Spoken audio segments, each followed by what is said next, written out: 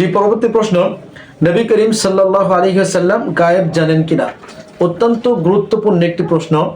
অর্থাৎ ইলমে গায়েব সম্পর্কে নবী করিম সাল্লাল্লাহু আলাইহি ওয়াসাল্লাম গায়েব জানেন কিনা এ ব্যাপারে কোরআনুল কারীমের মধ্যে আল্লাহ সুবহানাহু ওয়া তাআলা বলেন, লা আ'লামুল গায়ব কুল লা আ'লামুল গায়ব, নবী আপনি জানিয়ে দিন যে আমি অদৃশ্যের এলেম বা গায়েব জানি না। এছাড়া কুরআনুল কারীমের মধ্যে আরো বিভিন্ন আয়াতের মধ্যে এসেছে আলিমুল গায়বি ফালা ইউযহিরু আলা গায়বিহি আহাদা, যে আল্লাহ রাব্বুল আলামিন ব্যতীত অন্য কেউ গায়েবের ইলম রাখেন না, অন্য কেউ গায়েব জানেন না। হাদিস শরীফের মধ্যে এসেছে নবী করিম সাল্লাল্লাহু আলাইহি ওয়াসাল্লামকে একজন প্রশ্নকারী প্রশ্ন করলেন কিয়ামত সম্পর্কে।